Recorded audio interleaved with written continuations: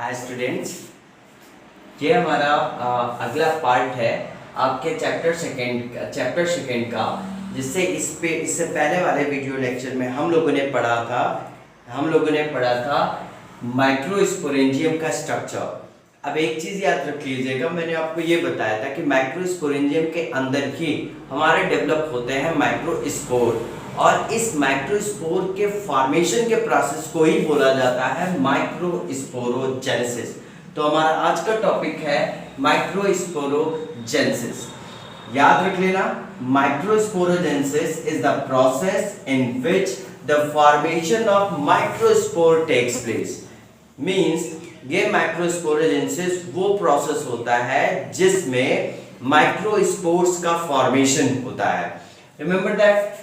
अब अगर आपने शुरू में देखा होगा तो जब मैं माइक्रोस्पोरेंजियम का स्ट्रक्चर आपको बता रहा था तो वहां मैंने आपको बताया था कि कुछ स्पोरोजिनस सेल्स होती हैं।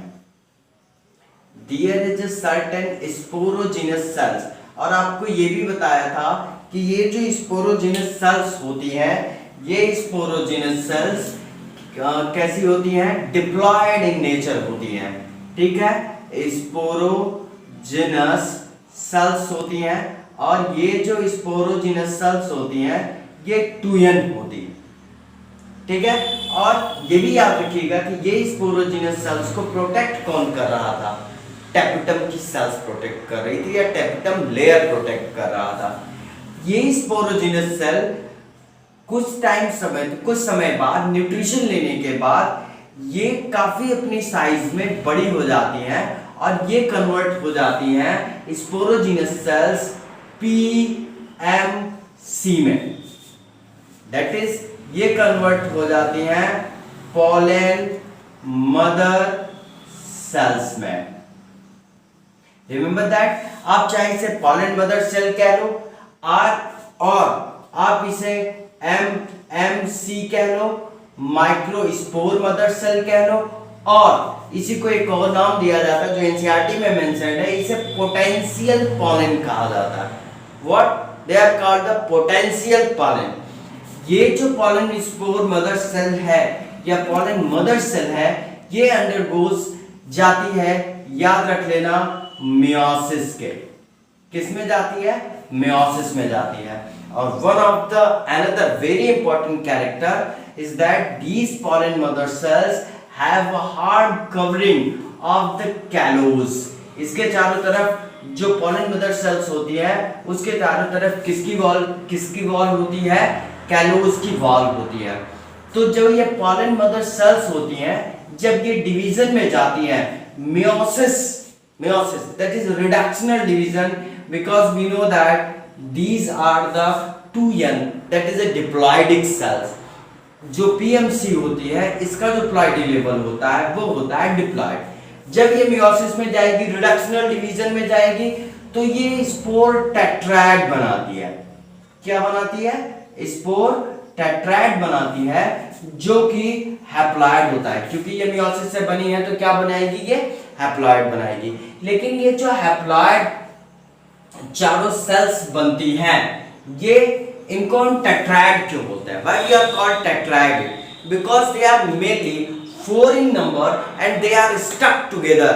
वो आपस में चिपकी हुई होती हैं एक ग्लू लाइक सबस्टेंस से, जिसे कहा जाता है कैलोस।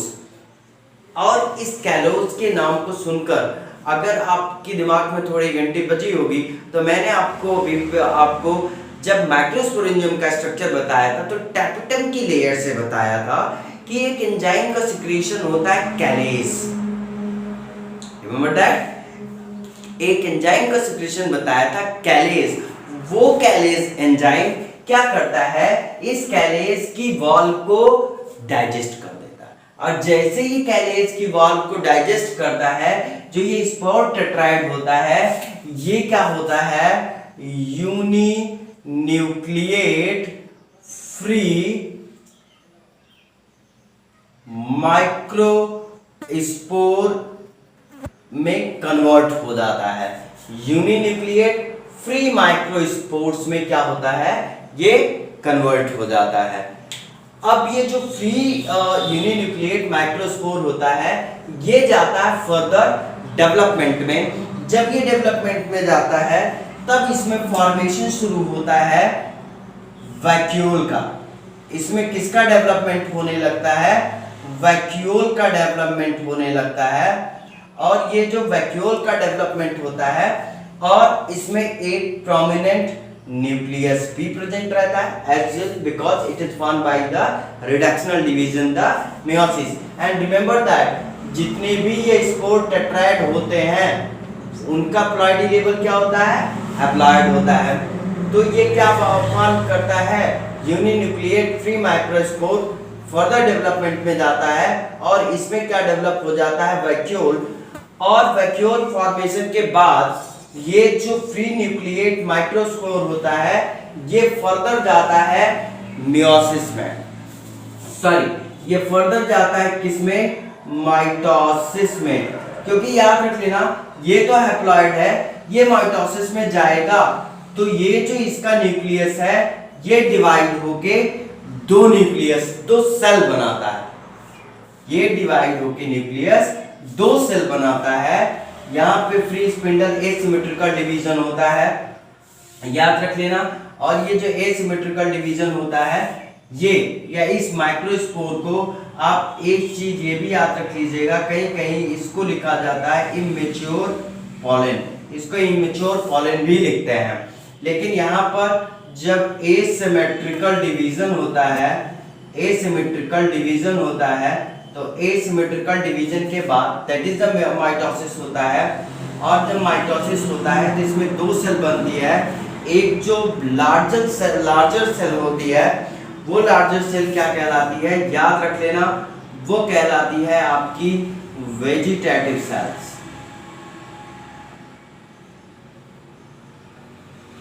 क्या कहलाती है? ये वेजिटेटिव सेल्स कहलाती है।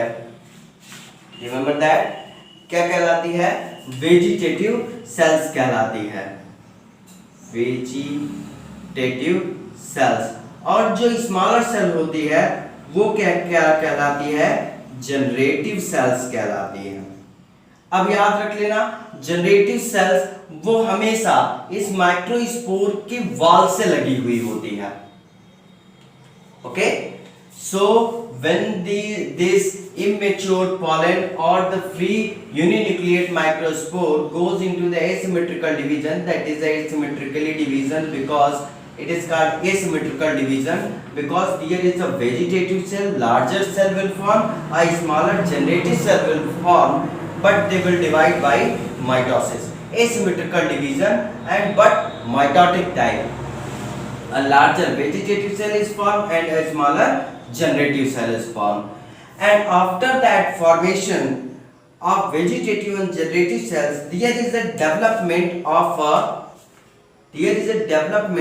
a layer that is called the exine. इसमें क्या बनना शुरू हो जाता है? एक्साइन की लेयर बनती है और एक जो इनर लेयर बनती है वो किसकी लेयर बनती है? इंटाइन की लेयर बनती है।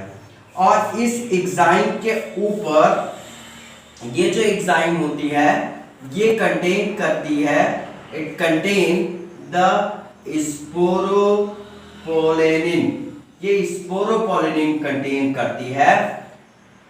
Okay, it's contain the sporopollenin and remember that this sporopollenin mainly formed by the obese body from the tapetal cells। तो इसके ऊपर एक्साइन के ऊपर स्पोरोपोलेनिन की लेयर्स होती हैं जो कि हार्डेस्ट सब्सटेंस होता है। इनर लेयर जो पॉलन ग्रेन की होती है वो इंटाइन होती है और ये जो पॉलन ग्रेन हमारा मैच्योर पॉलन ग्रेन है, so it's a what? It is a mature pollen grain. ये मैच्योर पॉलन ग्रेन है जिसमें लार्जर वेजिटेटिव सेल होती है और स्मॉलर जनरेटिव सेल होती है। तो इस तरीके से हमारा एक मैच्योर पॉलन ग्रेन का फॉर्मेशन हो जाता है और ये है हमारा microsporogenesis. Remember that most of the cases में ये जो मैच्योर पॉलन ग्रेन है into the 60% of the species, 60% species में एंजियोस्पर्मिक, 60% स्पर्मिक स्पीसीज में इन 60% एंजियोस्पर्मिक स्पीसीज में क्या होता है, ये जो पॉलन ग्रेन होता है species, pollen grain set of at 2 celled stage, ये 2 सेल्ड स्टेज पर क्या होती हैं, रिलीज कर दी जाती हैं।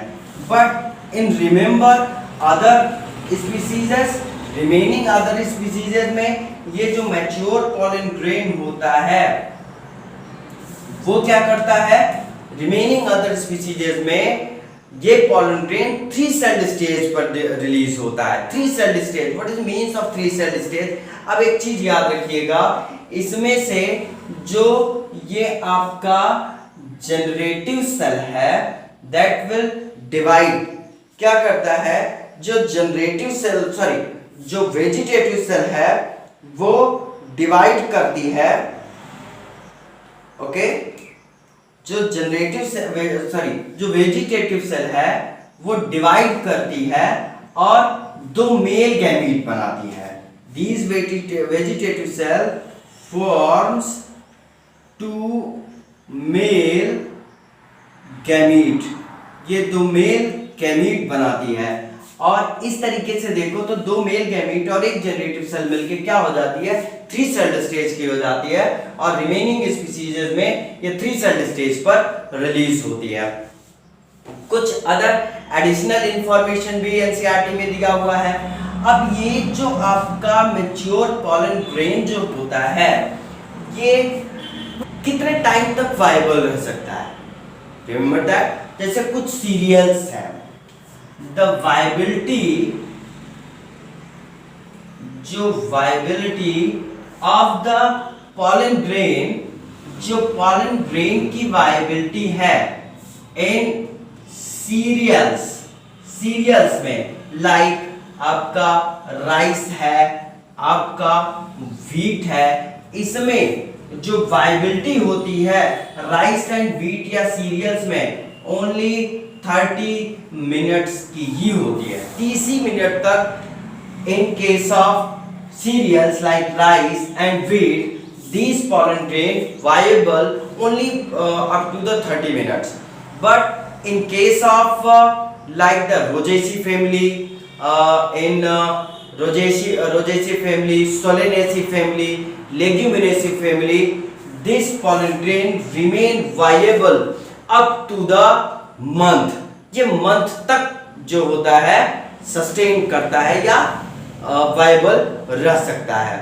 और कभी कभी इस पॉलन ग्रेन को भी प्रिजर्व करके रखते हैं लिक्विड नाइट्रोजन में, इंक्लूडिंग ह्यूमन बीइंग्स के गैमीट्स को भी लेकर नियर अबाउट -196 डिग्री पे, और इस प्रोसेस को बोला जाता है मेनली क्रायोप्रिजर्वेशन। तो ये आज का हमारा टॉपिक था माइक्रोस्पोरोजेनेसिस, जिसमें हमने बहुत सारे पॉइंट्स डेवलप किए और कैसे एक मैच्योर पॉलन ग्रेन का फॉर्मेशन होता है। तो नेक्स्ट आपके पार्ट में हम देखेंगे फीमेल गैमेटोफाइट या फीमेल रिप्रोडक्टिव स्ट्रक्चर्स क्या है फ्लावर के, और उसमें कैसे ओवम का फॉर्मेशन होता है, ओव्यूल का फॉर्मेशन होता है, फीमेल गैमेटोफाइट का डेवलपमेंट कैसे होता है। और अगर आप अपनी नोट्स को बनाना चाहें तो यहाँ पे बहुत सारी इंफॉर्मेशन फिगर है, आप स्क्रीनशॉट ले सकते हो।